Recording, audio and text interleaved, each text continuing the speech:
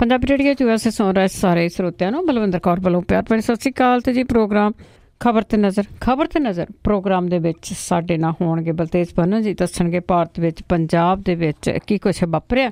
ਖਬਰਾਂ ਤੇ ਨਜ਼ਰ ਮਾਰਾਂਗੇ। ਖਬਰਾਂ ਤੋਂ ਪਹਿਲਾਂ ਧੰਨਵਾਦ ਕਰਨਾ ਚਾਹੁੰਦੇ ਹਾਂ ਸਾਡੇ ਸਪੋਂਸਰਸ ਦਾ, ਜਿਨ੍ਹਾਂ ਨੇ ਇਸ ਪ੍ਰੋਗਰਾਮ ਨੂੰ ਸਪੋਂਸਰ ਕੀਤਾ। ਸਭ ਤੱਕ ਪਹੁੰਚਾਇਆ ਜੀ ਖਾਲਸਾ ਇੰਸ਼ੋਰੈਂਸ ਏਜੰਸੀ ਵਾਲੇ ਸਾਨੂੰ ਜਿੱਥੋਂ, ਜਿਨ੍ਹਾਂ ਦਾ phone number 4082722500। Gurdeep Singh Birdi Clovis, Ashanjit Singh ਕਲੋਟੀ ਜੁਬਾ ਸਿਟੀ ਤੋਂ, ਬਹਾਦਰ ਸਿੰਘ ਗਿੱਲ ਪੌਲਰ ਤੋਂ, ਰਣਵੀਰ ਸਿੰਘ ਰਾਣਾ, ਸੁਰਿੰਦਰ ਸਿੰਘ ਚੌਹਾਨ, ਸਤਨਾਮ ਸਿੰਘ ਜੀ, ਸੁਖਚੈਨ ਸਿੰਘ ਜੀ ਬੇਕਰਸਫੀਲਡ ਤੋਂ, ਸ਼ਿਕਾਗੋ ਪੀਜ਼ਾ ਵਾਲੇ, ਸ਼ਿਕਾਗੋ ਪੀਜ਼ਾ ਵਿਦ ਟਵਿਸਟ, ਜਿਸ ਨਾਲ ਤੋਂ ਤੁਸੀਂ ਹਰ ਇੱਕ ਤਰ੍ਹਾਂ ਦਾ veg non veg pizza order ਕਰ ਸਕਦੇ ਹੋ। ਇਹਨਾਂ ਤੋਂ ਇੰਡੀਅਨ ਸਟਾਈਲ ਪੀਜ਼ਾ ਵੀ ਲੈ ਸਕਦੇ ਹੋ। ਤੁਸੀਂ ਆਪਣੇ ਸ਼ਹਿਰ ਵਿੱਚ ਪੀਜ਼ਾ ਔਡਰ ਕਰਨੇ ਦੇ ਲਈ ਵਿਜ਼ਿਟ ਕਰ ਸਕਦੇ ਹੋ www.chicagopizzatwist.com 'ਤੇ। ਹੁਣ ਚੱਲਦੇ ਹਾਂ ਕੁਛ ਕੁ ਖਬਰਾਂ ਵੱਲ। ਸਾਡੇ ਨਾਲ ਜੁੜ ਚੁੱਕੇ ਨੇ ਬਲਤੇਜ ਪੰਨੂ ਜੀ। ਸਤਿ ਸ਼੍ਰੀ ਅਕਾਲ, ਸਵਾਗਤ ਹੈ ਜੀ। ਸਤਿ ਸ਼੍ਰੀ ਅਕਾਲ ਜੀ, ਧੰਨਵਾਦ ਜੀ, ਬਹੁਤ ਮਿਹਰਬਾਨੀ ਜੀ। ਤੇ ਪਹਿਲੀ ਖਬਰ ਕਰਦੇ ਹਾਂ ਜੀ, ਅਫਗਾਨਿਸਤਾਨ ਦੇ ਵਿੱਚ 7 ਇੰਡੀਅਨਾਂ ਨੂੰ ਕਾਬੂ ਕੀਤਾ ਹੋਇਆ। ਬਿਲਕੁਲ ਜੀ। ਐਕਚੁਅਲੀ ਅਫਗਾਨਿਸਤਾਨ ਦੇ ਵਿੱਚ ਇਹ ਜਿਹੜਾ ਉੱਤਰੀ ਬਗਲਾਨ ਸੂਬਾ ਹੈ, ਉਹਦੇ ਵਿੱਚ ਬਿਜਲੀ ਕੰਪਨੀ ਹੈ, ਉਹਦੇ ਵਿੱਚ ਕੰਮ ਕਰਦੇ ਜਿਹੜੇ 7 ਭਾਰਤੀ ਨੇ, ਉਹਨਾਂ ਨੂੰ ਤਾਲਿਬਾਨਾਂ ਨੇ ਅਗਵਾ ਕੀਤਾ ਜੀ। ਔਰ ਇਹ ਕਿਹਾ ਜਾ ਰਿਹਾ ਜੀ ਕਿ ਜਿਹੜੇ ਸਰਕਾਰੀ ਮੁਲਾਜ਼ਮਾਂ ਦੇ ਭੁਲੇਖੇ ਇਹਨਾਂ ਤਾਲਿਬਾਨਾਂ ਨੇ ਇਹਨਾਂ ਨੂੰ ਅਗਵਾ ਕੀਤਾ। ਕਿਸੇ ਜਥੇਬੰਦੀ ਨੇ ਭਾਰਤੀਆਂ ਨੂੰ ਅਗਵਾ ਕਰਨ ਦੀ ਜ਼ਿੰਮੇਵਾਰੀ ਤਾਂ ਨਹੀਂ ਲਈ, ਪਰ ਜਿਹੜੀਆਂ ਏਜੰਸੀਜ਼ ਨੇ, ਉਹ ਖਬਰ ਏਜੰਸੀਜ਼, ਉਹਨਾਂ ਨੇ ਬਗਲਾਨ ਦੇ ਅਧਿਕਾਰੀਆਂ ਦੇ ਹਵਾਲੇ ਦੇ ਨਾਲ ਕਿਹਾ ਜੀ ਕਿ ਉਹਨਾਂ ਨੂੰ ਤਾਲਿਬਾਨਾਂ ਨੇ ਅਗਵਾ ਕੀਤਾ ਹੈ। ਔਰ ਭਾਰਤੀ ਵਿਦੇਸ਼ ਮੰਤਰਾਲੇ ਦੇ ਜਿਹੜੇ ਤਰਜਮਾਨ ਨੇ, ਉਹਨੇ ਇਹ ਕਿਹਾ ਕਿ ਅਫਗਾਨਿਸਤਾਨ ਦੇ ਅਧਿਕਾਰੀਆਂ ਦੇ ਉਹ ਸੰਪਰਕ ਦੇ ਵਿੱਚ ਨੇ ਤੇ ਵੇਰਵੇ ਜਿਹੜੇ ਆ ਜੀ ਉਹ ਇਕੱਠੇ ਕੀਤੇ ਜਾ ਰਹੇ ਆ। ਇਹ ਮਿੰਨੀ ਬੱਸ ਦੇ ਰਾਹੀਂ ਪ੍ਰੋਜੈਕਟ ਵਾਲੀ ਥਾਂ ਦੇ ਉੱਤੇ ਜਾ ਰਹੇ ਸੀਗੇ, ਜਿੱਥੋਂ ਕਿ ਇਹਨਾਂ ਨੂੰ ਜਿਹੜਾ ਇਹਨਾਂ ਤਾਲਿਬਾਨਾਂ ਨੇ ਉਹ ਸਵੇਰ ਦੇ ਸਮੇਂ ਜਿਹੜਾ ਜੀ ਉਹ ਅਗਵਾ ਕਰ ਲਿਆ। ਰਿਪੋਰਟ 'ਚ ਵੀ ਕਿਹਾ ਗਿਆ ਜੀ ਕਿ ਅਫਗਾਨ ਅਧਿਕਾਰੀ ਜਿਹੜੇ ਨੇ, ਉਹਨਾਂ ਨੇ ਉੱਥੋਂ ਦੇ ਲੋਕਲ ਜਿਹੜੇ ਲੋਕ ਆ, ਉਹਨਾਂ ਦੇ ਰਾਹੀਂ ਤਾਲਿਬਾਨਾਂ ਦੇ ਨਾਲ ਗੱਲਬਾਤ ਜਿਹੜੀ ਹੈ ਜੀ ਕੀਤੀ ਆ। ਔਰ ਇਹ ਕਿਹਾ ਗਿਆ ਕਿ ਉਹਨਾਂ ਨੂੰ ਲੱਗਿਆ ਕਿ ਸਰਕਾਰੀ ਮੁਲਾਜ਼ਮ, ਜਿਹਦੇ ਕਰਕੇ ਉਹਨਾਂ ਨੂੰ ਇਹ ਅਗਵਾ ਕੀਤਾ ਗਿਆ। ਔਰ ਇਹ ਅਜੇ ਤੱਕ ਕਿਉਂਕਿ ਉਹਨਾਂ ਦੇ ਨਾਲ ਸੰਪਰਕ ਨਹੀਂ ਹੋ ਰਿਹਾ ਜੀ ਕਿ ਉਹਨਾਂ ਦੀ ਡਿਮਾਂਡ ਕੀ ਹੈ, ਔਰ ਇਹਨਾਂ ਦੀ ਸੁਰੱਖਿਆ ਨੂੰ ਲੈ ਕੇ ਜਿਹੜੀਆਂ ਦੀ ਕਈ ਕਿਸਮ ਦੀਆਂ ਖਬਰਾਂ ਜਿਹੜੀਆਂ ਉਹ ਚੱਲ ਰਹੀਆਂ ਜੀ। ਤੇ ਅੱਗੇ ਸ਼ਾਹਕੋਟ ਦੀ ਚੋਣ ਦਾ ਆਪਾਂ ਤਮਾਸ਼ਾ ਨੰਬਰ 1 ਦੀ ਗੱਲ ਕੀਤੀ ਸੀਗੀ, ਤੇ ਹੁਣ ਨੰਬਰ 2 ਦੀ ਜੇ ਗੱਲ ਕਰੀਏ ਤੇ ਥਾਣੇਦਾਰ ਵਿਵਾਦਾਂ ਵਿੱਚ ਘਿਰਿਆ। ਬਿਲਕੁਲ ਜੀ, ਐਪੀਸੋਡ ਹੀ ਕਹਿ ਲਓ ਤੁਸੀਂ। ਇਸ ਤੋਂ ਬਾਅਦ ਜਿਹੜਾ ਸੈਕਿੰਡ ਥਰਡ ਫਿਰ ਜਿਹੜਾ ਜੀ ਅਗਲਾ ਉਹ ਤੁਰਿਆ ਆ ਰਿਹਾ ਜੀ। ਜਿਸ ਤਰੀਕੇ ਦੇ ਨਾਲ ਅਸਲ ਦੇ ਵਿੱਚ ਕਾਂਗਰਸੀ ਜਿਹੜਾ ਉਮੀਦਵਾਰ ਹੈ ਲਾਡੀ ਸ਼ੇਰੋਵਾਲੀਆ, ਉਹਨੂੰ ਰੋਕਣ ਦੇ ਵਾਸਤੇ ਸਟਾਰਟਿੰਗ ਤੋਂ ਯਤਨ ਜਿਹੜੇ ਜੀ ਉਹ ਰਹੇ। ਸਟਿੰਗ ਆਪਰੇਸ਼ਨ ਦੀ ਜਿਹੜੀ ਵੀਡੀਓ ਸੀ ਉਹ ਬਾਹਰ ਆ ਗਈ। ਫਿਰ ਜਿਹੜੇ ਉੱਥੋਂ ਦੇ ਕੁਝ ਲੋਕਲ ਬੰਦੇ ਸੀਗੇ ਕਾਂਗਰਸੀ, ਉਹਨਾਂ ਪ੍ਰੈਸ ਕਾਨਫਰੰਸ ਕਰਤੀ ਕਿ ਜੇ ਲਾਡੀ ਸ਼ੇਰੋਵਾਲੀਆ ਨੂੰ ਟਿਕਟ ਮਿਲੀ ਤੇ ਅਸੀਂ ਮਦਦ ਨਹੀਂ ਕਰ ਸਕਾਂਗੇ। ਉਹਨੂੰ ਟਿਕਟ ਮਿਲ ਗਈ। ਉਸ ਤੋਂ ਬਾਅਦ ਟਿਕਟ ਮਿਲਣ ਤੋਂ ਕੁਝ ਸਮੇਂ ਬਾਅਦ ਪਰਚਾ ਦਰਜ ਹੋ ਗਿਆ। ਫਿਰ ਉਹਦਾ ਅਸਤੀਫਾ ਆ ਗਿਆ SHO ਦਾ, ਫਿਰ ਉਹ ਅਸਤੀਫਾ ਵਾਪਸ ਹੋ ਗਿਆ। ਅਗਲਾ ਜਿਹੜਾ ਜੀ ਪਰਦਾ ਜੀ ਉਹ ਇਸ ਗੱਲ ਤੋਂ ਉੱਠਿਆ ਕਿ ਇਹ ਪਰਚਾ ਕੀ ਜਿਹੜਾ ਜੀ 5 ਸਟਾਰ ਹੋਟਲ ਦੇ ਵਿੱਚ ਬੈਠ ਕੇ ਉੱਥੇ ਜਿਹੜਾ ਜੀ ਦਰਜ ਕੀਤਾ ਗਿਆ, ਕਿਉਂਕਿ ਇਹ ਪਰਚਾ ਦਰਜ ਕਰਨ ਵਾਲਾ ਜਿਹੜਾ SHO ਹੈ ਉਹ ਆਪਣੇ ਆਪ ਜੀ ਇੱਕ ਕੰਟਰੋਵਰਸੀ ਦੇ ਵਿੱਚ ਜਿਹੜਾ ਜੀ ਉਹ ਘਿਰ ਗਿਆ। ਇੱਕ ਵੀਡੀਓ ਵਾਇਰਲ ਹੋ ਗਿਆ ਜੀ, ਜਿਹਦੇ ਵਿੱਚ ਉਹ ਇੱਕ ਔਰਤ ਦੇ ਨਾਲ ਵਿਖਾਈ ਦੇ ਰਿਹਾ ਜੀ। CCTV ਫੁਟੇਜ ਜਿਹੜੀ ਹੈ ਉਹਦੇ ਵਿੱਚ ਜਿਹੜੀ ਤਰੀਕ ਆ ਉਹਦੇ ਹਿਸਾਬ ਦੇ ਨਾਲ ਇਹ ਉਸੇ ਰਾਤ ਦੀ ਆ ਜਦੋਂ ਲਾਡੀ ਸ਼ੇਰੋਵਾਲੀਆ ਦੇ ਖਿਲਾਫ ਜਿਹੜਾ ਜੀ ਉਹ ਪਰਚਾ ਦਰਜ ਕੀਤਾ ਗਿਆ। ਪਰਚਾ ਕਿਉਂਕਿ ਇਹ ਸਵੇਰੇ ਜਿਹੜਾ ਸੀਗਾ ਜੀ 4:30 ਵਜੇ ਦਰਜ ਕੀਤਾ ਗਿਆ ਸੀ। ਜੇ CCTV ਕੈਮਰੇ ਦੀ ਫੁਟੇਜ ਜਿਹੜੀ ਹੈ ਜੀ ਉਹ ਮੰਨੀਏ, ਉਹ ਰਾਤ 12:30 ਤੋਂ ਲੈ ਕੇ ਸਵੇਰ ਤੱਕ ਜਿਹੜਾ ਜੀ ਉਹ ਉਸ ਹੋਟਲ ਦੇ ਵਿੱਚ ਸੀਗਾ। ਔਰ ਇਹ ਜਿੱਥੇ ਪਰਚਾ ਦਰਜ ਕੀਤਾ ਗਿਆ ਥਾਣੇ ਦੇ ਵਿੱਚ, ਉੱਥੋਂ 36 ਕਿਲੋਮੀਟਰ ਦੂਰ ਆ ਇਹ ਜਿਹੜਾ 5 ਸਟਾਰ ਹੋਟਲ। ਔਰ ਇੱਕ ਜਿਹੜਾ ਖਬਰ ਹੈ ਜੀ ਉਹਦੇ ਮੁਤਾਬਕ ਜਿਹੜੇ ਇਹਦੇ ਬਿੱਲ ਵਗੈਰਾ ਨੇ ਉਹ ਵੀ ਮੋਟੇ ਜਿਹੜਾ ਜੀ ਉਹ ਦੱਸੇ ਗਏ ਆ, ਕਿਉਂਕਿ ਸ਼ਰਾਬ ਵਗੈਰਾ ਤੇ ਹੋਰ ਜਿਹੜੇ ਬਿੱਲ ਸੀ ਉਹਨਾਂ ਦਾ ਜਿਹੜਾ ਜੀ ਬਿੱਲ ਪੇ ਕੀਤਾ ਇਹਨੇ ਆਪਣੇ ਡੈਬਿਟ ਕਾਰਡ ਦੇ ਨਾਲ, ਜਿਹੜਾ ਕਿ 33,000 ਰੁਪਈਏ ਜਿਹੜਾ ਉਹ ਦੱਸਿਆ ਗਿਆ। ਇਹਦੇ ਕਮਰਾ ਨੰਬਰ ਵੀ ਜਿਹੜਾ ਜੀ ਹੋਟਲ ਦਾ ਦੱਸਿਆ ਗਿਆ ਕਿ ਜਿੱਥੇ ਉਹ ਠਹਿਰਿਆ ਹੋਇਆ ਸੀਗਾ 5 ਮਈ ਤੱਕ। 4 ਮਈ ਨੂੰ ਜਿਹੜਾ ਜੀ ਉਹ ਇਹ ਮਾਮਲਾ ਦਰਜ ਹੁੰਦਾ ਸਵੇਰੇ ਤੜਕੇ 4:30 ਵਜੇ। ਹੁਣ ਇਹਦੇ ਵਿੱਚ ਜਿਹੜਾ ਜੀ ਸਵਾਲ ਸਭ ਤੋਂ ਵੱਡਾ ਸਾਹਮਣੇ ਆ ਰਿਹਾ ਹੈ ਕਿ ਕੀ ਉਹਨੇ ਪਰਚਾ ਦਰਜ ਕੀਤਾ ਜਾਂ ਉਹਦੇ ਨਾਂ ਦੇ ਉੱਤੇ ਜਿਹੜਾ ਜੀ ਇੱਥੇ ਥਾਣੇ ਦੇ ਵਿੱਚ ਪਰਚਾ ਦਰਜ ਕੀਤਾ ਗਿਆ, ਉਹਨੂੰ ਪਾਸੇ ਜਿਹੜਾ ਜੀ ਉਹ ਕੀਤਾ ਗਿਆ। ਜੇ ਪਾਸੇ ਕੀਤਾ ਗਿਆ ਤਾਂ 33,000 ਰੁਪਏ ਦਾ ਬਿੱਲ ਇੱਕ SHO ਜਿਹੜਾ ਜੀ ਜੋ ਇੱਕ ਰਾਤ ਦਾ ਦੇ ਰਿਹਾ ਇੱਕ ਹੋਟਲ ਦਾ, ਔਰ ਜਿਹੜੀ ਉਦੋਂ ਵੀ ਅਗਲੀ ਗੱਲ ਹੈ ਕਿ ਔਰਤ ਜਿਹੜੀ ਆ ਉਹਦੇ ਨਾਲ ਕੌਣ ਹੈ। ਇਹ ਬੜੀਆਂ ਸਾਰੀਆਂ ਜਿਹੜੀਆਂ ਜੀ ਗੰਭੀਰ ਸਵਾਲ ਉੱਠ ਕੇ ਖੜੇ ਜਿਹੜਾ ਜੀ ਹੋ ਗਿਆ। ਇਹ ਵੀ ਕਿਹਾ ਜਾ ਰਿਹਾ ਸੀ ਕਿ ਪਰਚਾ ਦਰਜ ਕਰਨ ਤੋਂ ਪਹਿਲਾਂ ਉਹ ਵਿਰੋਧੀ ਧਿਰ ਦੀਆਂ ਪਾਰਟੀਆਂ ਦੇ ਵੱਡੇ ਆਗੂਆਂ ਦੇ ਸੰਪਰਕ ਦੇ ਵਿੱਚ ਸੀ। ਇਹ ਸਭ ਤੋਂ ਵੱਡਾ ਜਿਹੜਾ ਜੀ ਉਹ ਸਵਾਲ ਹੈ, ਕਿਉਂਕਿ ਜਿਹੜੇ ਕਾਂਗਰਸੀ ਨੇ ਉਹ ਵੀ ਇੱਕ ਗੱਲ ਤਾਂ ਪਿਛਲੇ ਸਮੇਂ ਤੋਂ ਕਹਿੰਦੇ ਰਹੇ ਆ ਨਾ ਕਿ ਜਿਹੜੇ ਆਫਿਸਰ ਨੇ ਜੀ ਉਹ ਤਾਂ ਅਕਾਲੀਆਂ ਵਾਲੇ ਹੀ ਲੱਗੇ ਹੋਏ ਨੇ, ਸਾਡੀ ਤਾਂ ਉਹ ਗੱਲ ਨਹੀਂ ਸੁਣਦੇ। ਕੀ ਇਹ ਉਹਦਾ ਹੀ ਇੱਕ ਜਿਹੜਾ ਜੀ ਅਗਲਾ ਐਪੀਸੋਡ ਹੈ ਜਿਹੜੀ ਗੱਲ ਕਾਂਗਰਸੀ ਜਿਹੜੀ ਸ਼ਿਕਾਇਤ ਆ ਉਹ ਕਰਦੇ ਰਹੇ ਆ। ਔਰ ਜਿਹੜੇ ਲਾਡੀ ਸ਼ੇਰੋਵਾਲੀਆ ਜੀ ਉਹ ਕਹਿੰਦੇ ਆ ਕਿ ਉਹ ਪਹਿਲੇ ਦਿਨ ਤੋਂ ਪਰਚਾ ਦਰਜ ਕਰਨ ਦੀ ਕਾਰਵਾਈ ਨੂੰ ਵਿਰੋਧੀਆਂ ਦੀ ਸਾਜ਼ਿਸ਼ ਜਿਹੜੀ ਉਹ ਕਰਾਰ ਦੇ ਰਹੇ ਆ। ਉਧਰ ਕਾਂਗਰਸ ਨੇ ਇਹ ਕਿਹਾ ਜੀ ਕਿ ਸਾਰੇ ਜਿਹੜੇ ਕਾਂਗਰਸੀ ਨੇ ਉਹ ਸ਼ਾਹਕੋਟ ਜ਼ਿਮਨੀ ਚੋਣ ਜਿਹੜੀ ਹੋ ਰਹੀ ਆ ਉਹਦੇ ਵਿੱਚ ਲਾਡੀ ਸ਼ੇਰੋਵਾਲੀਆ ਦੀ ਮਦਦ ਦੇ ਵਾਸਤੇ ਜਿਹੜਾ ਜੀ ਉਹ ਪਹੁੰਚ ਜਾਣ। ਹੁਣ ਸਵਾਲ ਇਹ ਆ ਜੀ ਕਿ ਜਿੰਨੇ ਦਿਨ ਇਸ ਚੋਣ ਦੇ ਵਿੱਚ ਰਹਿੰਦੇ ਆ ਇਹਦਾ ਅਗਲਾ ਐਪੀਸੋਡ ਜਿਹੜਾ ਜੀ ਉਹ ਕੀ ਆਊਗਾ। ਤੁਹਾਨੂੰ ਯਾਦ ਹੋਣਾ ਗੁਰਦਾਸਪੁਰ ਦੇ ਵਿੱਚ ਜਿਹੜੀ ਚੋਣ ਹੋਈ ਸੀ ਜਿਸ ਟਾਈਪ ਦਾ ਉਹਦੇ ਵਿੱਚ ਸਾਰਾ ਕੁਝ ਜਿਹੜਾ ਜੀ ਉਹ ਸਾਹਮਣੇ ਆਇਆ ਸੀਗਾ, ਰਿਪੀਟ ਕਰਨ ਦੀ ਤਾਂ ਜ਼ਰੂਰਤ ਨਹੀਂ ਗੀ। ਸੋ ਇਹ ਚੋਣਾਂ ਜਿਹੜੀਆਂ ਖਾਸ ਤੌਰ ਤੇ ਜ਼ਿਮਨੀ ਚੋਣਾਂ ਜਾਂ ਜਿਹੜੀ ਇਹਦੀ ਬਾਈ ਇਲੈਕਸ਼ਨ ਹੈਗੀ ਕਿਸੇ ਵੀ ਵਿਧਾਨ ਸਭਾ ਦੀ ਜਾਂ ਲੋਕ ਸਭਾ ਦੀ, ਉਹ ਕਿਸ ਪਾਸੇ ਵੱਲ ਨੂੰ ਜਿਹੜੀਆਂ ਜੀ ਉਹ ਤੁਰ ਰਹੀਆਂ ਨੇ, ਇਹ ਉਹਦਾ ਇੱਕ ਪੱਖ ਜਿਹੜਾ ਜੀ ਕਿਹਾ ਜਾ ਸਕਦਾ ਹੈ ਕਿ ਉਹਨੇ ਕਿਹਦੇ ਕਹੇ ਦੇ ਉੱਤੇ ਪਰਚਾ ਦਰਜ ਕੀਤਾ, ਕਿਉਂ ਪਰਚਾ ਦਰਜ ਕੀਤਾ, ਕੀ ਹੋਟਲ ਦੇ ਅੰਦਰੋਂ ਪਰਚਾ ਜਿਹੜਾ ਸੀਗਾ ਦਰਜ ਕੀਤਾ ਜਾਂ ਉਹਦੇ ਨਾਂ ਦੇ ਉੱਤੇ ਕਿਸੇ ਹੋਰ ਨੇ ਜਿਹੜਾ ਜੀ ਉਹ ਪਰਚਾ ਦਰਜ ਜਿਹੜਾ ਸੀ ਉਹ ਕਰ ਲਿਆ। ਔਰ ਐਡਾ ਮੋਟਾ ਬਿੱਲ ਜਿਹੜਾ ਜੀ ਉਹ ਦਿੱਤਾ ਗਿਆ ਜਿਹੜਾ ਹੋਟਲ ਦਾ, ਇਹ ਆਪਣੇ ਆਪ ਦੇ ਵਿੱਚ ਸਵਾਲ ਹੈ। ਉਦੋਂ ਵੱਡਾ ਸਵਾਲ ਹੈ ਕਿ ਉਹਦੇ ਨਾਲ ਔਰਤ ਜਿਹੜੀ ਹੈ ਜੀ ਉਹ ਕੌਣ ਸੀ। ਇਹ ਪੁਲਿਸ ਦਾ ਚਿਹਰਾ ਉਹ ਵੀ ਜਿਹੜਾ ਜੀ ਉਹ ਨੰਗਾ ਕਰ ਰਹੀ ਹੈ ਸਾਰੀ। ਅੱਛਾ ਜੀ, ਅੱਗੇ ਗੱਲ ਕਰਦੇ ਫਗਵਾੜਾ ਕਾਂਡ ਦੀ, ਜਿਸ ਵਿੱਚ ਇੱਕ ਨੌਜਵਾਨ ਜਸਵੰਤ ਬੋਵੀ ਦੀ ਡੈਥ ਹੋ ਗਈ ਸੀਗੀ ਤੇ ਉਸ ਦੀ ਅੰਤਮ ਅਰਦਾਸ ਭਾਰੀ ਫੋਰਸ ਥੱਲੇ। ਬਿਲਕੁਲ ਜੀ, ਇਹਦਾ ਭੋਗ ਸੀਗਾ ਜੀ, ਸੰਸਕਾਰ ਤੋਂ ਪਹਿਲਾਂ ਹੋ ਗਏ ਸੀ। ਇਹਦੇ ਭੋਗ ਸੀਗੇ ਜੀ ਜਿਹੜਾ ਹੈ ਜੀ ਨੈਸ਼ਨਲ ਹਾਈਵੇ ਨੰਬਰ 1, ਇਹਨੂੰ ਇੱਕ ਵਾਰੀ ਫੇਰ ਜਿਹੜਾ ਜੀ 1 ਘੰਟੇ ਦੇ ਵਾਸਤੇ ਬੰਦ ਜਿਹੜਾ ਸੀਗਾ ਜੀ ਇhtiyat ਦੇ ਵਜੋਂ ਰੱਖਿਆ ਗਿਆ। ਔਰ ਜਿਹੜਾ ਜੀ ਇਹਦੇ ਇੱਥੇ ਬਸਤੀ ਜੋਧੇਵਾਲ ਜਿਹੜਾ ਜੀ ਇੱਥੋਂ ਸੀਗਾ ਡਾਈਵਰਟ ਕੀਤਾ ਗਿਆ ਟ੍ਰੈਫਿਕ ਨੂੰ ਜਿਹੜਾ ਜੀ ਦੂਜੇ ਪਾਸੇ ਵੱਲ ਨੂੰ। ਔਰ ਜਿਹੜਾ ਆਵਾਜਾਈ ਸੀ ਉਹ ਜਾਮ ਹੋ ਗਈ, ਲੋਕ ਇੱਧਰ ਉੱਧਰ ਜਿਹੜਾ ਜੀ ਉਹ ਭਟਕਦੇ ਰਹੇ। ਜਿਨ੍ਹਾਂ ਨੇ ਜਲੰਧਰ ਜਾਣਾ ਸੀਗਾ ਉਹ ਨਵਾਂ ਸ਼ਹਿਰ ਗਏ, ਉੱਥੋਂ ਜਲੰਧਰ ਦੇ ਵਾਸਤੇ ਗਏ। ਲੁਧਿਆਣੇ ਦੀ ਪੁਲਿਸ ਨੇ ਜਿਹੜਾ ਸੀਗਾ ਜੀ ਦਿੱਲੀ ਤੋਂ ਆਉਣ ਵਾਲੇ ਜਿਹੜੇ ਵਹੀਕਲ ਸੀ ਉਹਨਾਂ ਨੂੰ ਜਲੰਧਰ ਬਾਈਪਾਸ ਤੋਂ ਹੀ ਜਿਹੜਾ ਉਹ ਮੋੜਨਾ ਸ਼ੁਰੂ ਕਰ ਦਿੱਤਾ ਜੀ। ਔਰ ਬਹੁਤ ਵੱਡੀ ਗਿਣਤੀ ਦੇ ਵਿੱਚ ਸੁਰੱਖਿਆ ਫੋਰਸਿਸ ਜਿਹੜੀਆਂ ਸੀਗੀਆਂ ਉਹ ਫਗਵਾੜੇ ਦੇ ਵਿੱਚ ਲਾਈਆਂ ਹੋਈਆਂ ਸੀਗੀਆਂ ਵੀ ਕਿਸੇ ਤਰੀਕੇ ਦੇ ਨਾਲ ਜਿਹੜੇ ਦੋ ਫਿਰਕਿਆਂ ਦੇ ਵਿਚਾਲੇ ਤਣਾਅ ਸੀਗਾ ਉਹ ਦੁਬਾਰਾ ਫੇਰ ਜਿਹੜਾ ਜੀ ਉਹ ਮਾੜਾ ਰੂਪ ਧਾਰਨ ਨਾ ਜਿਹੜਾ ਜੀ ਉਹ ਕਰ ਦੇਵੇ। ਜਸਵੰਤ ਉਰਫ ਬੋਬੀ ਜਿਹੜਾ ਸੀਗਾ ਜੀ ਉਹਦੇ ਨਿਮਿਤ ਇਹ ਅਮਰ ਪੈਲੇਸ ਦੇ ਵਿੱਚ ਸਖਤ ਸੁਰੱਖਿਆ ਪ੍ਰਬੰਧਾਂ ਦੇ ਹੇਠ ਜਿਹੜਾ ਸੀਗਾ ਜੀ ਇਹ ਸਮਾਗਮ ਨਿਬੜ ਗਿਆ। ਸਰਕਾਰ ਨੇ ਜਿਹੜਾ ਜੀ ਇਹ ਗੱਲ ਆਖੀ ਕਿ ਆਪਸੀ ਪਿਆਰ ਤੇ ਸ਼ਾਂਤੀ ਜਿਹੜੀ ਜੀ ਉਹ ਬਣਾਈ ਰੱਖੀ ਜਾਵੇ। ਇਹਦਾ ਜਿਹੜਾ ਬੋਬੀ ਸੀਗਾ ਜੀ ਉਹਦੇ ਪਰਿਵਾਰ ਦੇ ਇੱਕ ਮੈਂਬਰ ਨੂੰ ਨੌਕਰੀ ਦੇਣ ਦਾ ਵਾਅਦਾ ਵੀ ਜਿਹੜਾ ਜੀ ਉਹ ਕੀਤਾ ਗਿਆ। ਔਰ ਇਹ ਕਿਹਾ ਗਿਆ ਕਿ ਯੋਗਤਾ ਦੇ ਆਧਾਰ ਦੇ ਉੱਤੇ ਇਹ ਨੌਕਰੀ ਦਿੱਤੀ ਜਾਊਗੀ। ਦੂਜੀ ਗੱਲ, ਸਰਕਾਰ ਦੇ ਵੱਲੋਂ ਇਸ ਭੋਗ ਦੇ ਮੌਕੇ ਤੇ ਇੱਥੇ ਵੀ ਕਹੀ ਗਈ ਕਿ ਜਿਹੜਾ ਚੌਕ ਦਾ ਨਾਮ ਹੈ ਉਹ ਹਰ ਕੀਮਤ ਦੇ ਉੱਤੇ ਸੰਵਿਧਾਨ ਚੌਕ ਹੀ ਜਿਹੜਾ ਰੱਖਿਆ ਜਾਊਗਾ। ਇੱਕ ਥੋੜੀ ਜਿਹੀ ਗੱਲ ਚੰਗੀ ਰਹੀ ਕਿ ਇੱਥੇ ਬੋਲਣ ਵਾਲੇ ਜਿਹੜੇ ਸੀਗੇ ਜੀ ਉਹਨਾਂ ਨੇ ਜ਼ਿਆਦਾ ਭੜਕਾਹਟ ਵਾਲੀਆਂ ਜਿਹੜੀਆਂ ਜੀ ਉਹ ਗੱਲਾਂ ਨਹੀਂ ਕੀਤੀਆਂ, ਜਿਹਦੇ ਕਰਕੇ ਹਾਲਾਤ ਜਿਹੜੇ ਸੀਗੇ ਜੀ ਉਹ ਤਣਾਅ ਵਾਲੇ ਤਾਂ ਬਣੇ ਰਹੇ ਦੁਪਹਿਰ ਤੱਕ, ਪਰ ਫਿਰ ਵੀ ਕਾਬੂ ਦੇ ਹੇਠ ਸਾਰੀ ਉਹ ਰਹੇ। ਇਹ ਅਗਾਊਂ ਪ੍ਰਬੰਧ ਕਰ ਲੈਣੇ, ਸੁਰੱਖਿਆ ਫੋਰਸਿਸ ਜਿਹੜੀਆਂ ਸੀ ਉਹ ਤਾਇਨਾਤ ਕਰ ਦੇਣੀਆਂ, ਉਹਦੇ ਕਰਕੇ ਜਿਹੜਾ ਸੀਗਾ ਜੀ ਹਾਲਾਤ ਵਿਗੜੇ ਨਹੀਂ ਕਿਸੇ ਵੀ ਤਰ੍ਹਾਂ ਦੇ। ਔਰ ਸਾਰਾ ਕੁਝ ਜਿਹੜਾ ਜੀ ਉਹ ਹਾਲ ਦੀ ਘੜੀ ਤਾਂ ਜਿਹੜਾ ਉਹ ਨਿਬੜ ਗਿਆ, ਪਰ ਦੋ ਫਿਰਕਿਆਂ ਦੇ ਵਿਚਾਲੇ ਜਿਹੜਾ ਤਣਾਅ ਆ ਜੀ ਉਹ ਜ਼ਰੂਰ ਅਜੇ ਵੀ ਫਗਵਾੜੇ ਦੇ ਵਿੱਚ ਜਿਹੜਾ ਜੀ ਉਹ ਦੇਖਿਆ ਜਾ ਸਕਦਾ। ਬਿਲਕੁਲ ਜੀ, ਕੁਝ ਸਾਲਾਂ ਤੱਕ ਇਹ ਦੇਖਿਆ ਜਾਊਗਾ। ਤੇ ਅੱਗੇ ਰੇਤ ਦੇ ਠੇਕਿਆਂ ਦੀ ਰਿਪੋਰਟ ਦੀ ਜੇ ਗੱਲ ਕਰੀਏ ਤਾਂ ਕੁਝ ਦਿਨਾਂ ਤੱਕ ਉਹ ਆਵੇਗੀ, ਜਿਸ ਦੇ ਵਿੱਚ ਪ੍ਰਾਈਵੇਟ ਆ ਉਹ ਠੇਕੇ ਜਿਹੜੇ ਖੱਡਾਂ ਦੇ ਉਹ ਨਹੀਂ ਲੈ ਸਕਣਗੇ।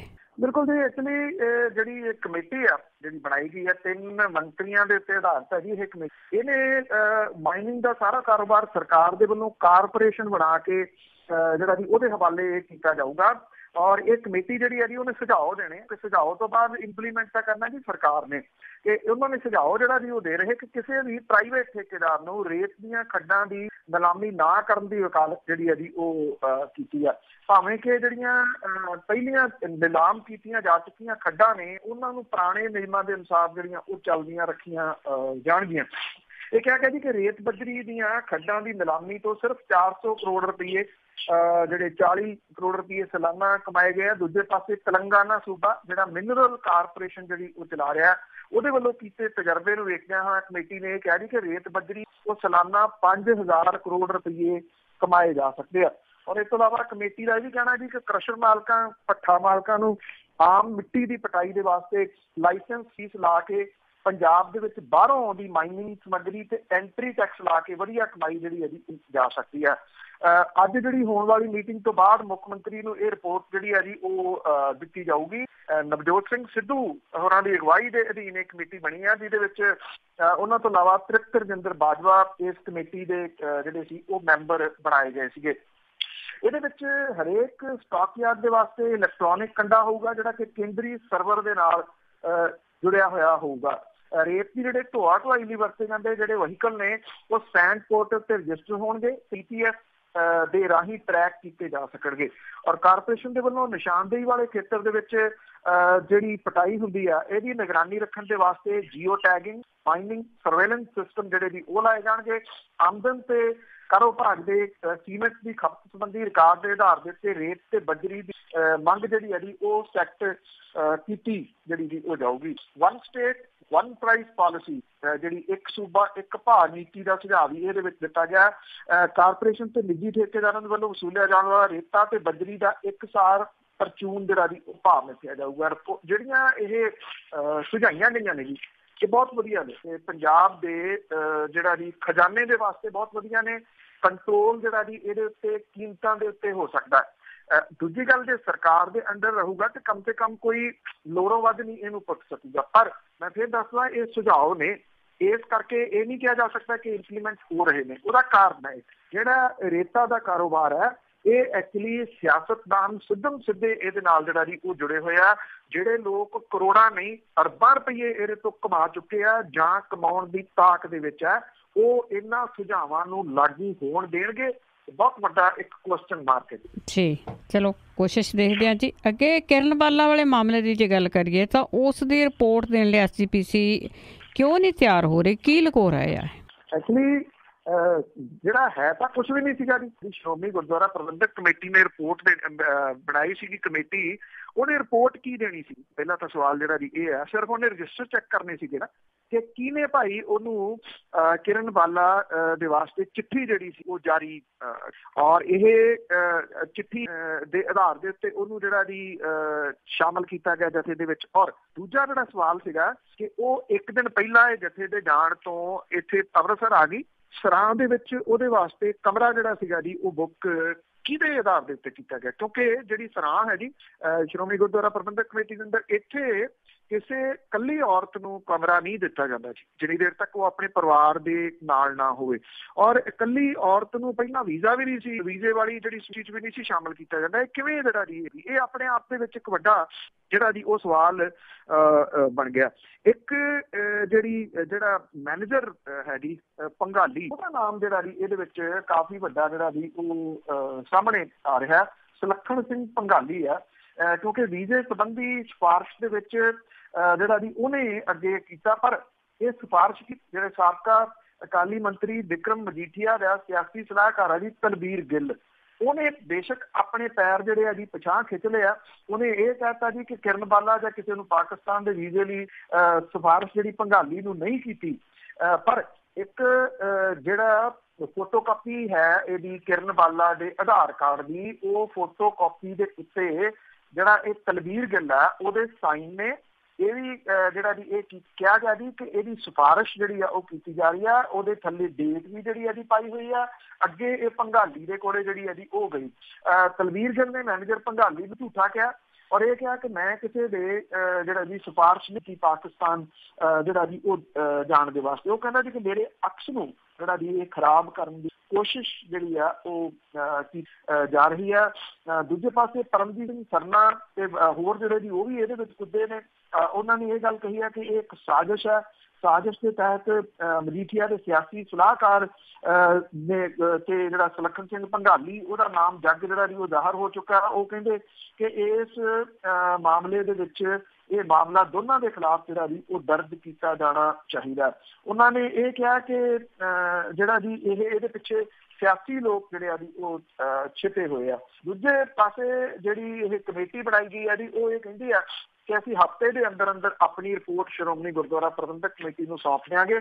ਇਹ ਕਮੇਟੀ ਬਣੀ ਨੂੰ ਜਿਹੜਾ ਜੀ ਕਈ ਹਫ਼ਤੇ ਹੋ ਗਿਆ, ਹਫ਼ਤੇ ਦਾ ਹੋਰ ਟਾਈਮ ਜਿਹੜਾ ਜੀ ਉਹ ਇਹਨਾਂ ਨੇ ਲੈ ਲਿਆ। ਕੀ ਰੀਜ਼ਨ ਹੈ ਜੀ ਹਫ਼ਤੇ ਦਾ ਹੋਰ ਟਾਈਮ ਲੈਣ ਦੇ ਵਾਸਤੇ?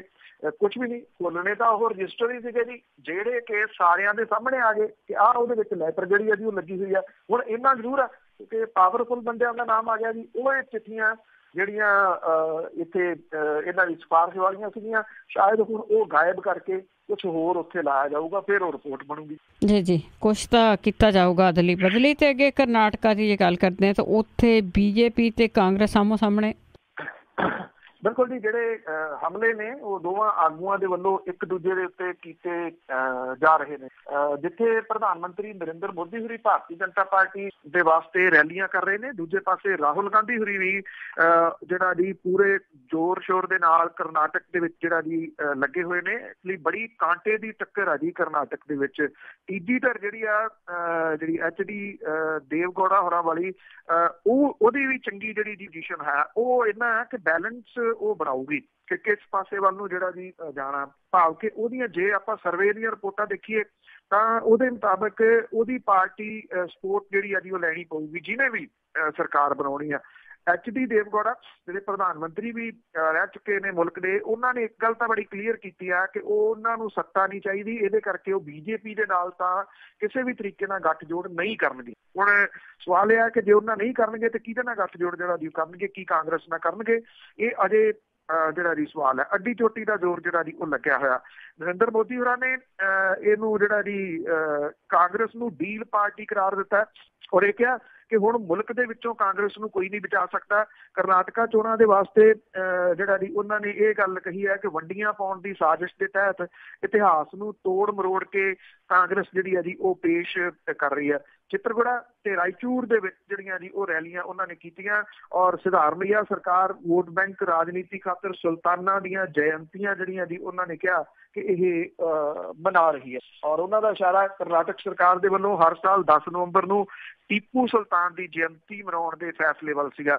ਦੂਜੇ ਪਾਸੇ ਰਾਹੁਲ ਗਾਂਧੀ ਹੋਰੀ ਜਿਹੜੇ ਨੇ ਜੀ ਉਹਨਾਂ ਨੇ ਭਾਜਪਾ RSS ਦੀ ਦਲਿਤ ਵਿਰੋਧੀ ਮਾਨਸਿਕਤਾ ਸਮਾਜ ਦੇ ਵੱਡੇ ਤਬਕਿਆਂ ਨੂੰ ਉਹਨਾਂ ਨੇ ਕਿਹਾ ਕਿ ਦਬਾ ਕੇ ਰੱਖਦੀ ਆ ਤੇ ਇਹਨੂੰ ਜਿਹੜਾ ਜੀ ਹਰਾਉਣ ਜ਼ਰੂਰਤ ਹੈ। ਕਰਨਾਟਕਾ ਵਿਧਾਨ ਸਭਾ ਦੀਆਂ ਚੋਣਾਂ ਦੇ ਵਿੱਚ ਰਾਹੁਲ ਗਾਂਧੀ ਨੇ ਇੱਕ ਵੀਡੀਓ ਜਾਰੀ ਕੀਤੀ ਜਿਹਦੇ ਵਿੱਚ RSS ਤੇ ਭਾਜਪਾ ਦੇ ਜਿਹੜੇ ਵੱਖ-ਵੱਖ ਆਗੂ ਨੇ ਉਹਨਾਂ ਦੇ ਦਲਿਤ ਵਿਰੋਧੀ ਬਿਆਨਾਂ ਨੂੰ ਜਿਹੜਾ ਜੀ ਉਹ ਵਿਖਾਇਆ ਗਿਆ।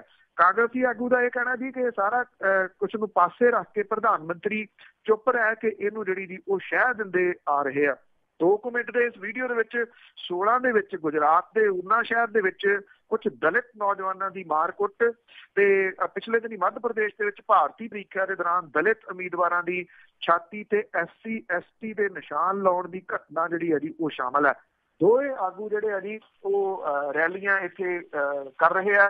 ਵੇਖਣਾ ਇਹੀ ਹੋਊਗਾ ਜੀ ਕਿ ਵੋਟਰ ਜਿਹੜੇ ਆ ਜੀ ਉਹ ਕਿਸ ਪਾਸੇ ਵੱਲ ਨੂੰ ਜਾਂਦੇ ਆ। ਇਹ ਬਿਨਾਂ ਕਿਸੇ ਸ਼ੱਕ ਦੇ ਜਿਹਦੀ ਸਰਕਾਰ ਹੁੰਦੀ ਆ ਉਹਦੀ ਐਂਟੀ ਇਨਕਮਬੈਂਸੀ ਵੀ ਜਿਹੜੀ ਹੁੰਦੀ ਆ, ਪਰ ਇਹਦੇ ਬਾਵਜੂਦ ਜਿਹੜੀ ਕਾਂਗਰਸ ਆ ਜੀ ਉਹ ਇੱਕ ਤਕੜੀ ਟੱਕਰ ਭਾਰਤੀ ਜਨਤਾ ਪਾਰਟੀ ਨੂੰ ਦੇ ਰਹੀ।